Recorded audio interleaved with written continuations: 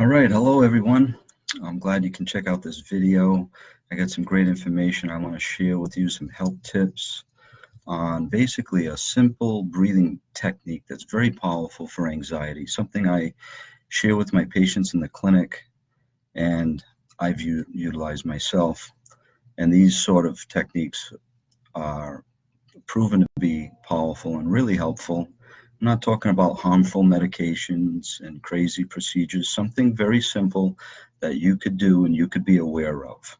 All right, so this is part of a video series that I'm putting together right now. This is part two of the ABCs of positive change. If you didn't see the first part, check that out. It's pretty interesting. I'm going to leave a link in the comment section below.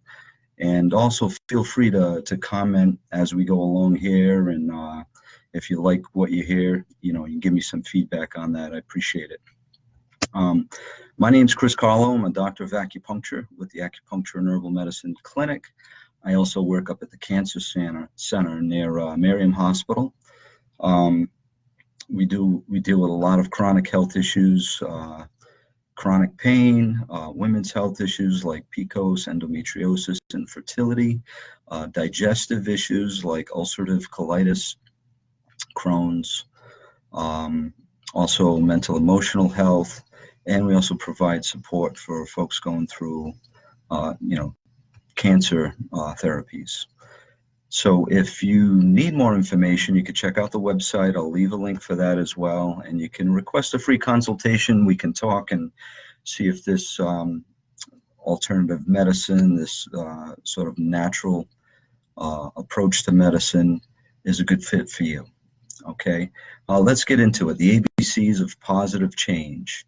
Today I wanted to talk about B for breath and breathing. It's really interesting how sometimes we get so stressed out in life that our breathing becomes so shallow, and that can really make some changes internally that's not very healthy. We need to get that carbon dioxide out instead of holding it in. And I want to talk about a powerful breathing technique for anxiety. But first, I want to kind of talk about anxiety. What does that mean? How does that translate? Because I remember the first time, actually for myself, I felt anxious. I remember my oldest daughter going to preschool for the first day, and I was just so anxious for her. And I couldn't sleep for a couple of nights, actually. And I didn't realize I was dealing with some anxiety. But I knew how it felt. I just didn't know the word for it. So something I find about traditional Chinese medicine that's really always caught my interest is they talk about emotions as having energy patterns, and they can affect different organs within the body. So, for example, fear affects the kidneys, and anger and irritability can affect the liver. Sadness can affect the lungs. And here we're going to talk about anxiety today. And anxiety is a sort of energy pattern that's knotted. We feel stuck. Good health is about things flowing, good circulation. Okay, and when you feel stuck, we start to get overheated inside. And that stuck feeling, that knotted feeling elevates up into the chest. And now we feel kind of stuck up here. We feel kind of full. There's an excess. In yin-yang principles from traditional Chinese medicine, we talk about opposites and trying to harmonize to restore balance. Well, here we're talking about excess and deficiency. And anxiety is an excess condition that is overwhelming the upper body, okay, the chest. And what are the organs within the chest cavity? This is the lungs and the heart. And sometimes when people are dealing with anxiety, their heart might start racing. They may feel like uncomfortable pressure. They may start breathing irregularly, like maybe even not breathing well at all. Okay, and so think about times where you might feel this way, particularly when things are stressful, you feel overwhelmed. Sometimes people say they don't even feel like they're breathing. And it kind of makes sense because we're full inside. We can't take in anymore. Okay, so this leads me to the technique, breathing. What can we do about this to alleviate that pressure? Okay, sometimes I talk to my patients about this and I say, you got to work on your breathing. But they say, I can't even breathe in.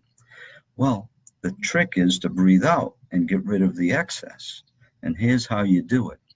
You want to focus on exhaling in a very intentional way, in a very meditative type way, calm, focused, and exhaling nice and long. Allow that exhale to release the pressure in the body.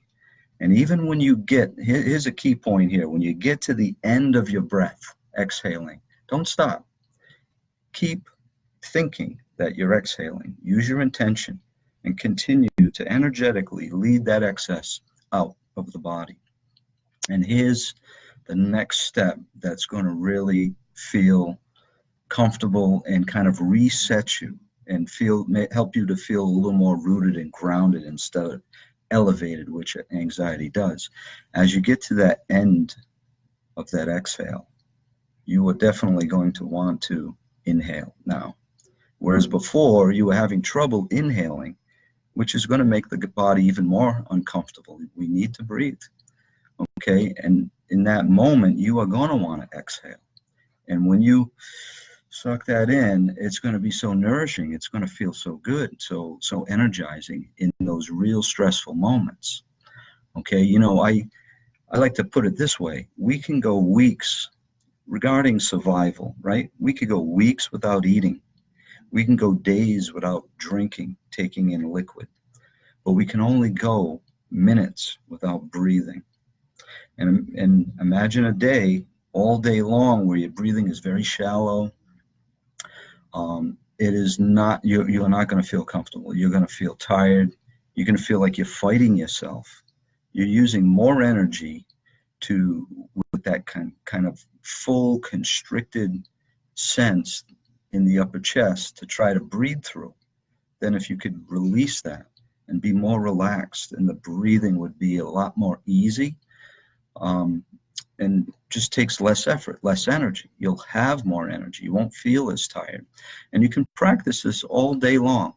And I would just use one, throw out one note of caution. Sometimes when people stop playing with their breathing, they can have funny things happen. I had a patient one time that started hyperventilating, just talking about breathing. So I told him, just let it go, let it go.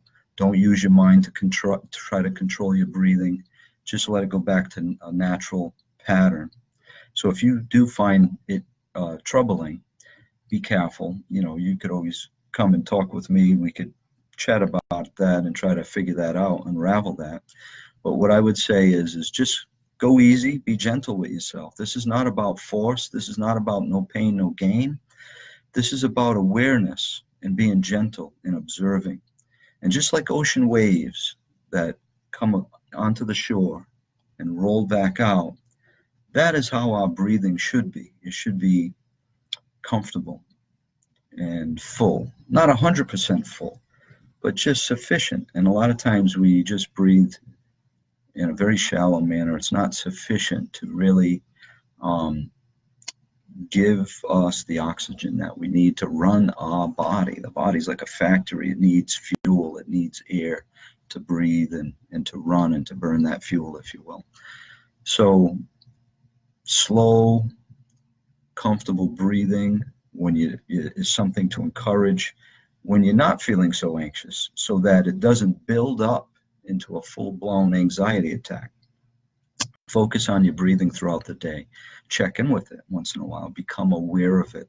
Focus on how you're breathing. Is it sufficient? Take a deep breath. Test it out. See how you feel with that. Oftentimes it has to do with the mind. The mind gets us all worked up and fiery inside what we're focusing on. And so if we can take our mind and focus on one thing, it'll help to settle the mind, which will allow the body to relax and the breathing to be more comfortable. So that's an additional tip along with the breathing. We need to settle the mind first, but here's the thing that ties it all together. When you focus on your breathing, you're already giving your mind something to do. And breathing is something we need to do every moment, right?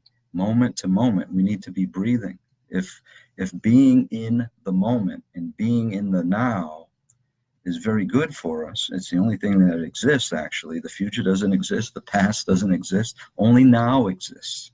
And being in the moment is very important. We need to be aware of our surroundings. Instead, we're a lot of times, in a bad way, we're off thinking about the future and the past. We need to be spending less time with that sort of thing, that sort of thinking, and try to be in the moment. And the very thing that brings us in the moment is breathing. Nothing else brings us more in the moment than breathing. Well, there can be a lot of things that causes panic and excitement and stuff that'll snap you into the moment too. But I'm just talking about from a health perspective, and trying to encourage something that will push us into a good positive direction health-wise. You know, the ABCs of positive change here has to do with breathing. So B for breath, long exhales when you're feeling full inside, and just wait for that inhale to nourish and make you feel more comfortable and relaxed. And you can do that several times in that moment, and even throughout the day as a practice, you know, just to kind of reset, restore, and root yourself, as opposed to that anxious, elevated, rising feeling that we get when we're in that anxiety state. So I hope this is helpful. Give me some feedback, leave some comments. If you have questions, I'd be glad to answer them. I'm going to leave some links too as a reference for that free consultation I was mentioning, and to the other part of this series. That would be something great to check into. Okay, so look for the next video. I'm going to be putting out another one, hopefully over the weekend, to kind of wrap up this little three-part series, the ABCs of positive change. I hope you're doing well. I'm just going to say goodbye for now. You take care of yourself, and we'll catch you next time. Stay on the sunny side.